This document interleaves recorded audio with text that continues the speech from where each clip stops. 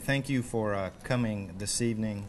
What we want to do this afternoon is we would like to release some video in reference to a recent homicide that we had at 1029 McDaniel Street. The homicide actually occurred Saturday night, the 22nd, at approximately 10 o'clock in the evening. We responded to the area in regards to a person that had been reportedly shot. Once we arrived on scene, we did in fact locate a victim, Mr. Davis, who had been shot multiple times and killed on scene. In furtherance of our investigation, we actually obtained some video that has helped us further our investigation. We would like to release that video to the public, and we're asking that if anybody recognizes anybody in that video, to please contact police either directly or through Crime Stoppers. The video depicts several aspects of the incident. It shows vehicles coming up to the location and vehicles speeding off. So if anybody identifies those vehicles or knows who owns them, knows who might have occupied them on that evening, please contact us with that information. There's also video of people that were inside a store right next to where the victim's body was found. We would like to speak to any or all of those individuals that were in that store to see if they can help us further our investigation. So we are asking for the public's help. Once they look at that video, if they know anybody, can identify anybody in regards to the people or the vehicles, to please contact us so we can further our investigation.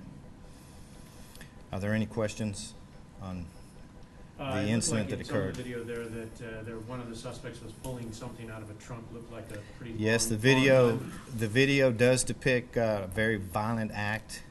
That individual was definitely involved in the shooting. The video depicts that individual going into the trunk of his vehicle and pulling out what we believe is an AK-47, and that is consistent with evidence on the scene as far as shell casings. That weapon was fired multiple times, and we do believe that that was the murder weapon. Do you have any idea how this confrontation went down, whether it was just they just walked up, shot the guy, or there's some argument beforehand? Based on what we've learned so far, there doesn't appear to be an argument prior to the shooting, so we have not established an exact motive, but we do believe that the victim was the intended target, which means there had to have been some dialogue with the perpetrators prior to the incident. So we don't believe it was just a random act of shooting an individual on the sidewalk. So again, we believe that there's a nexus between the victim and the perpetrators. He knew that? In one aspect or another, and that's just based on our investigation so far. Any other questions on that incident? So you just, I mean, the best clue you have now is this video, and hoping somebody recognizes who these people are. You know, that is certainly, this is strong evidence because it actually reflects the incident itself. It doesn't actually show the shooting, but it shows individuals in proximity of the incident, and we believe that some of those individuals that are on this video are directly involved. The two in the store we're looking at, were there two? There are multiple people that are in the store, and what we'd like to do is ask the public to identify everybody in the store, because we do believe that people that had direct involvement actually went in the store, but then the others may help us with other testimony that can help us with our investigation. So how many in total do you think you're looking for? Well, we know that that there were, it looks like at least 5 cars rolled up together during this incident, with, you know, anywhere from 4 to 10 individuals involved. Do we know about any priors on the individual, on the victim, to indicate that he could be a target of any sort? Not that we've determined thus far. So again, any information that would help us answer that question would be welcomed, and it's still early. You know, investigation has been going on for several days, but sometimes it takes a little bit of time to make those determinations, but that would certainly be helpful to us. Is there any way to know which person inside the store was the person with the gun that came out of the trunk? We have, what we're asking for is we don't want to actually tell people what we know in regards to that. We would like for witnesses to tell us what they know. And that's why we're not releasing certain information on what we've already learned, but we'd like to hear from eyewitnesses. there any way you can tell at this point whether this involved any gangs? It was down in the Pittsburgh neighborhood? Pittsburgh, yes. We have nothing to suggest that right now, but what's important is that information may be later learned once we identify those individuals. At this point, we're still trying to make a determination of everyone involved. Anything further on that? No, I think we're okay. Okay. All right. The second cases that I would like to speak with you about and ask for the public's help on and make the public aware of these incidences. On Sunday, November 24th, at approximately 1 o'clock, or between 12 and 1 o'clock, police responded to a person down call at Cortland Avenue at the intersection of Ralph McGill. There's a small park in that location, or a sidewalk. We responded and we found a victim that appeared to be unresponsive, and the investigation was furthered with coordination with the medical examiner's office, who responded to the scene and made a determination that that individual was deceased. The individual was taken to the medical examiner's office, and an autopsy was performed the following day, where it was learned that that individual had been shot multiple times. The facts that we know at the scene, it appears that the victim had been sleeping and that someone shot him multiple times while he slept.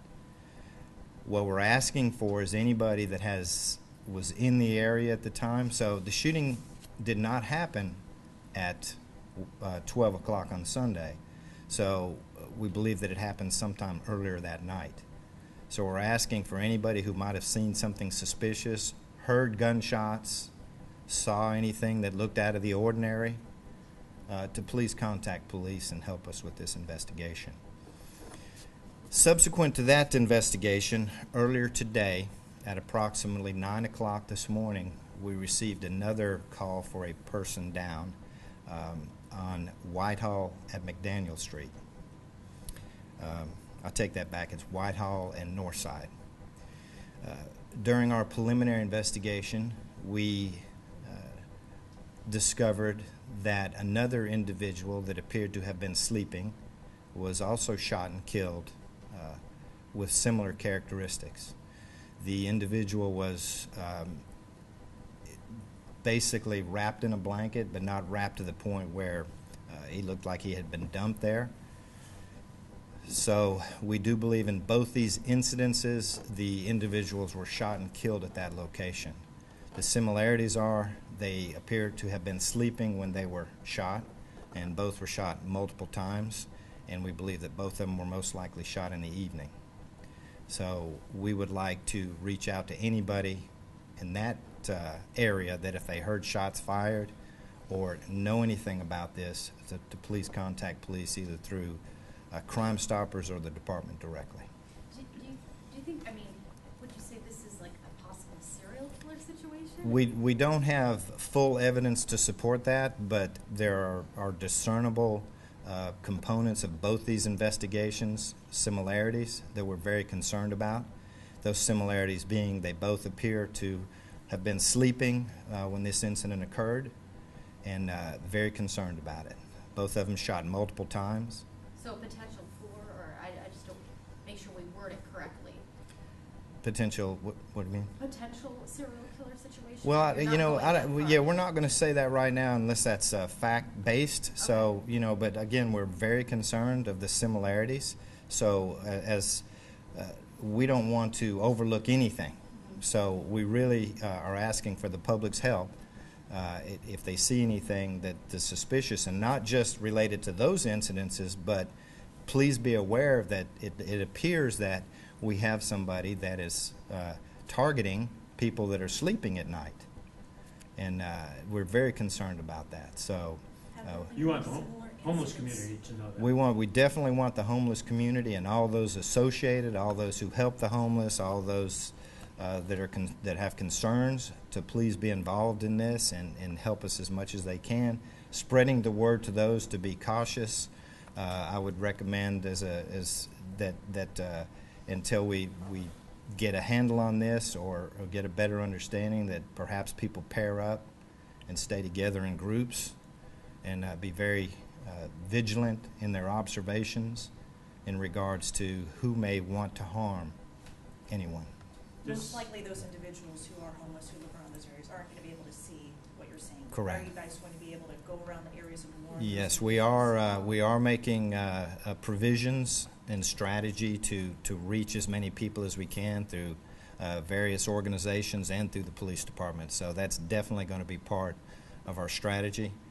We wanted to get this out to the media and ask for your assistance immediately once we determined that there were significant similarities, and ask for your help in getting this word out to everyone to help us with this. Any victim identification on these two? We are waiting for next of kin before we release victims' names. On both of these situations? Yes. Now, the one from Sunday is going to be a male, approximately mid-40s, and our victim from this morning is a male, mid-60s. What kind of weapon was it? We don't know exactly. We just know that there were gunshot wounds that caused the death of these two individuals. So it didn't look like there was even a struggle? Based on our preliminary on-scene investigation, no struggle. It appears that our victims were shot while they were sleeping. There was a lot going on overnight last night, especially in this area. Yes. Any idea the time frame this might have happened? Because you would have think someone would have heard something. Well, so many people here. yes, and that's we do not know. It's very difficult to establish time of death, but we do feel that it occurred most likely after midnight, Okay. but before this morning. Okay. And that's important because if someone heard gunshots, to please call us and let us know. And anything can help us with this investigation. Talk to us about the kind of obvious challenges with trying to solve this. You're dealing with people whose identities aren't readily known. You're dealing with people who, I mean, they're not living in communities where people really know them and people might not have seen anything. Yes, the biggest challenge we have is right now eyewitness to the actual incident. We will identify them. So that is not the process that we're concerned about. What we're concerned about is getting actionable information on moving the investigation forward, which means eyewitness, or someone that can at least point us in that direction. Other than these two incidents, was there anything ever similar that you recall in the No. past year or two? No. You know, and that's why immediately when we recognize these similarities, we are putting all resources available into this. We are very concerned about it and are taking every action that we can to locate these individuals that did this.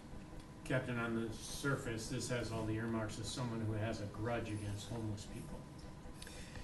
We know that it appears that the homeless are being targeted. Now, I cannot speculate on what that motive is right now, but certainly our goal would be to determine what that is. But that is a possibility that we are seriously considering. Any other questions? Again, thank you for coming and releasing this. And also, if anybody has any information, they can report it to Crime Stoppers and remain anonymous. Dave, would you like to say anything? Both of these, right? One thing I'd like to say is, Step up. right now, the buddy system is key amongst our homeless brothers and sisters. We want to make sure they look out for each other.